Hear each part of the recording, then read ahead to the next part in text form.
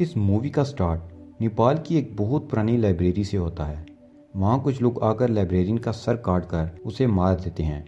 फिर वो एक बुक से कुछ पेजेस फाड़ते हैं और वहाँ से जाने ही लगते हैं कि वहाँ फेस कवर किए हुए एक लड़की आती है।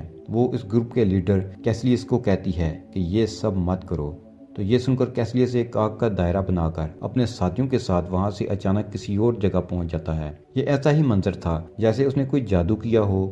लेकिन दोस्तों, साइंस का सही इस्तेमाल जादू ही तो है और यही उसकी ताकत थी। उनके पीछे पीछे वो लड़की भी आ जाती है और उनकी फाइट शुरू हो जाती है। वो अकेली लड़की इन सबको टफ टाइम दे रही होती है और सब उसका मुश्किल से ही मुकाबला कर पा रहे होते हैं। तो कैसलियस एक और दायरा बनाता है और वहां से भी निकल जाता है। फिर सीन बदलता है और हम एक हॉस्पिटल में डॉक्टर स्टीफन स्ट्रेंज को देखते हैं, जो कि एक बहुत ही काबिल न्यूरो सर्जन होते हैं और उन्होंने बहुत से ऐसे लोगों की जान बचाई होती है जो किसी और सर्जन के बस की बात नहीं थी।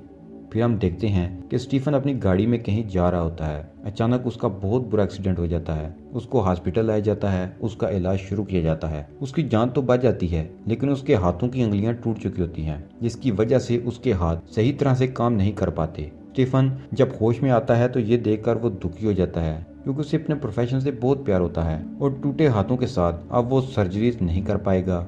एक ऑपरेशन से वो हाथों में रॉड भी डलवाता है, लेकिन कोई फायदा नहीं होता। वो बहुत से डॉक्टर से बात करता है, बहुत पैसा लगाता है, लेकिन कोई रास्ता नहीं निकल रहा होता।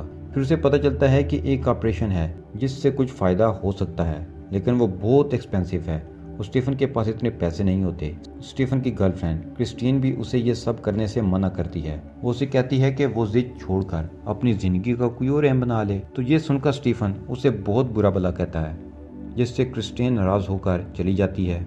स्टीफन जब बिल्कुल मायूस और नामीद हो जाता है तो उसे एक बंदे का ख्याल आता है जो मसाज के लिए आता था। वो बुरी तरह पैरालाइज था। डॉक्टर बताता है कि फिर उसने एक्सरसाइज के लिए आना छोड़ दिया, जिस पर डॉक्टर को लगा कि उसकी मौत हो गई है। फिर एक दिन उसने उसी आदमी को रोड पर चलता हुआ देखा। डॉक्टर स्टीफन को उसकी फाइल भी देता है। अब स्टीफन इस आदमी के पास जाता है। पहले तो वो स्टीफन से मिलने से इनकार कर देता है, क्योंकि पहले कभी वो स्टीफन से मिलने आया था तो स्टीफन की असिस्टेंट ने मिलने से मना कर दिया था। लेकिन वो आदमी फिर मान जाता है। स्टीफन उससे पूछता है कि उसकी बीमारी का तो कोई इलाज नहीं था, फिर वो बिल्कुल ठीक कैसे हुआ। तो वो आदमी बताता है कि वो मायूसी की हालत में पहाड़ों की तरफ निकल गया। वहाँ उसे एक एकेडमी मिली और वहीं उसका इलाज हुआ। स्टीफन के बहुत इसरार पर वो उसे बताता है कि वो एकेडमी नेपाल में है और उसका नाम कमरताज है। इस एकेडमी की कीमत बहुत ज्यादा है। स्टीफन कहता है कि मैं जितनी भी फीस हो देने को तैयार हूँ। तो वो आदमी कहता है, मैं पैसे की बात नहीं कर रहा। फिर स्टीफन नेपाल चला जाता है और वो एकेडमी ढूंढना शुरू कर देता है। एक दिन वो इसी तलाश में निकलता है तो उस पर कुछ लोग अटैक कर देते हैं, तो उसे बैरन मोर्डो नामी शख्स बचाता है। ये आदमी उस एकेडमी में मास्टर होता है। बैरन उसे कमरताज में ले जाता है, जहाँ उसकी मुलाकात उसी औरत से होती है जिसका जिक्र मूवी के शुरू में किया गया था। उसे सब एंशिएंट वन के नाम से जानते हैं और वही इस एकेडमी की हेड होती है। स्टीफन इस औरत से पूछता है कि उसने इस आदमी की स्पाइन को कैसे ठीक किया। तो एंशिएंट वन उसे बोलती है कि जब कोई वेन जिस्म में कट जाती है तो उसे कौन जोड़ता है। तो स्टीफन कहता है कि उसे सेल जोड़ते हैं। तो स्टीफन सोचने लगता है कि शायद यहाँ कोई रिसर्च चल रही है जिससे इनको कोई तरीके पता होंगे जिससे वो बॉडी ठीक करना जानते होंगे। स्टीफन डॉक्टर है और साइंस पर बिलीव करता है, लेकिन एंशिएंट वन उसे बताती है कि उसके जिस्म के सेल्स नहीं बल्कि सोल बॉडी को ठीक करेगी।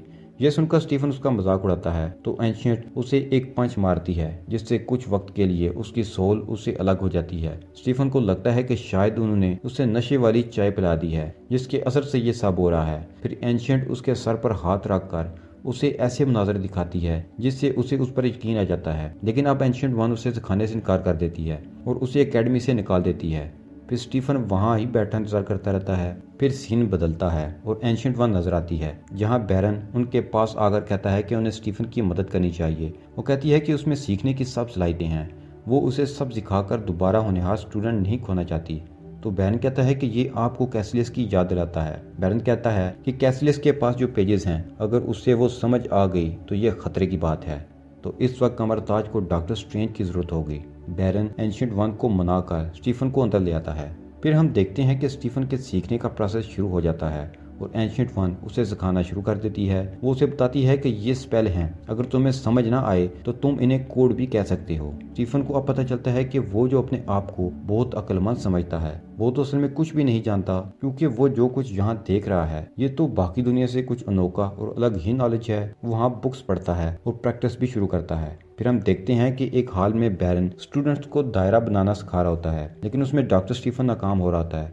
बैरन उसे कहता है कि फोकस करे और उस जगह का सोचे जहाँ वो जाना चाहता है, लेकिन कुछ फायदा नहीं होता। फिर वहाँ एंशिएंट आ जाती है और सबको बाहर भेज देती है। फिर सर्कल बनाकर स्टीफन को माउंट एवरेस्ट छोड़ाती है और कहती है कि यहाँ कोई भी इंसान ज्यादा से ज्यादा 30 मिनट जिंदा रह सकता है। अब तुम यहाँ से सर्कल बनाकर वापस आओगे। और एंशिएंट वहाँ से वापस आ जाती है और हाल में उसका इंतजार करने लगती है।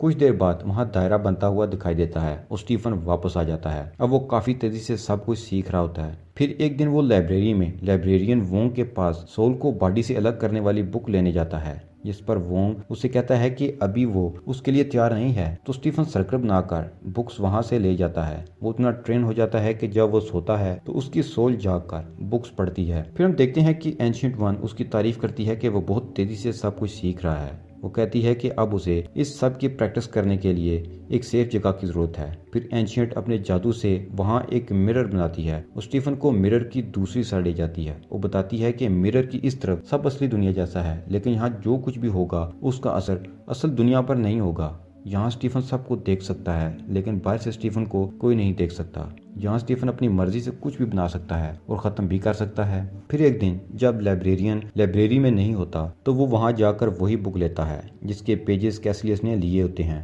वो इस बुक में एक लाकड़ की पिक्चर देखता है जो उसके सामने पड़ा होता है। स्टीफन इस लाकड़ को पहनकर बुक के स्पेल पढ़ना शुरू कर देता है। ये स्पेल इंसान को पास्ट या फ्यूचर में लेकर जा सकते हैं। स्टीफन ये स्पेल सामने पड़े एप्पल पर करता है तो वो आधा एप्पल पूरा हो जाता है और फिर हाथ मोड़ने पर बिल्कुल खत्म हो जाता है। अब वो बुक के अगले पेजेस पर जाता है तो पेजेस फटे होते हैं। वो सर्कल को घुमाता है तो पेजेस वापस आ जाते हैं। इन पेजेस में डरमामो का जिक्र होता है। स्टीफन इन पेजेस को पढ़ ही रहा होता है कि वोंग और बैरन वहां आ जाते हैं और उसे कहते हैं कि टाइम से मत खेलो, तुम्हारी इसमें जान भी जा सकती है। स्टीफन इससे पूछता है कि असल में ये लोग यहाँ करते क्या हैं। इसके जवाब में वोंग उसे बताता है कि ये लोग दुनिया को खतरे से बचाते हैं। स्ट्रेंज पूछता है कि कैसा खतरा, तो वोंग उसे 3 दरवाजे दिखाता है। वो बताता है कि ये दुनिया के बड़े बड़े सिटीज को जाते हैं, जैसे न्यूयॉर्क, लंदन, हांगकांग। ये दरवाजे दुनिया को ब्लैक मैजिक से बचाते हैं। यहाँ कमरताज के लोग इन दरवाजों की हिफाजत करते हैं। स्ट्रेंज पूछता है कि हिफाजत किससे करते हैं। वोंग बताता है कि अंधेरे में रहने वालों से, जैसे डरमामो। डरमामो डार्क डायमेंशन में रहता है और वो बहुत खतरनाक है। जो पेजेस कैसिलियस ने लिए हैं वो उसे डरमामो से कांटेक्ट करने में मदद करेंगे। स्ट्रेंज कहता है कि उसे इस सब से कुछ मतलब नहीं, यहाँ वो सिर्फ अपने हार्ट ठीक करवाने आया है। इतने में लंदन वाले दरवाजे में खतरे की बेल बजती है और कैसिलियस उसे तोड़कर वहाँ आ जाता है। यहाँ हम देखते हैं कि कैसिलियस डरमामो से कांटेक्ट कर चुका है, उसे दुनिया में लाने की तैयारी में है। वो लंदन डोर को भी इसलिए तोड़ता है कि वो डरमामो के लिए रास्ते आसान कर सके। वहाँ कैसिलियस ब्लास्ट करता है, जिससे स्ट्रेन न्यूयॉर्क गेट के टूटने की वजह से वहाँ से न्यूयॉर्क सिटी में जा पहुँचता है। वहाँ वो न्यूयॉर्क का प्रोटेक्शन एरिया देखता है और अंदर चला जाता है। वहाँ मिरर में वो एक कैप देखता है जो उसे देखकर हिलना शुरू हो जाती है। इतने में वहाँ कैसिलियस आ जाता है और डॉक्टर स्ट्रेंज के साथ फाइट शुरू कर देता है। वो कैप स्ट्रेंज की मदद करती है और कैसिलियस को स्ट्रेंज को मारने से रोक देती है और फाइट में स्ट्रेंज की मदद भी करती है। अब आप सोच रहे होंगे कि ये कैप कहाँ से आई। तो जब कमरताज में कोई अपनी प्रैक्टिस कंप्लीट करता है तो उसे कोई जादुई ताकत खुद चूज करती है। इस कैप ने स्ट्रेंज को चूज किया था। तो कैसिलियस और डॉक्टर स्ट्रेंज की फाइट जारी रहती है, जिससे स्ट्रेंज जीतकर कैसिलियस को गुलाम बना लेता है। कैसिलियस स्ट्रेंज को कहता है कि इसे इस दुनिया में डरमामो को आने दो, उसके आने से सारी दुनिया के लोग इमॉर्टल हो जाएंगे। वो उसे बताता है कि एंशिएंट वन भी यही करती है, तभी तो वो इतने सालों से अभी तक जिंदा है। इतने में कैसिलियस का एक साथी स्ट्रेंज पर अटैक करता है और उसके दिल पर वार कर देता है। वो सर्कल बनाकर उसी हॉस्पिटल में जाता है जहां वो काम करता है। क्रिस्टीन को ऑपरेशन रूम में बुलाकर उसे इलाज करने का बोलता है। डॉक्टर स्ट्रेंज की हालत बहुत खराब हो जाती है। फिर वो अपनी रूह की मदद से क्रिस्टीन की ऑपरेशन में मदद करता है। फिर वहाँ कैसिलियस का आदमी आ जाता है। वो क्रिस्टीन को कहता है कि किसी भी तरह बस मुझे जिंदा रखना, और फिर इस आदमी से फाइट करने चला जाता है। स्ट्रेंज हार ही रहा होता है कि क्रिस्टीन उसकी बॉडी को इलेक्ट्रिक शॉक देती है, जिससे उसकी सोल में पावर आती है और वो आदमी दूर जाकर गिर जाता है।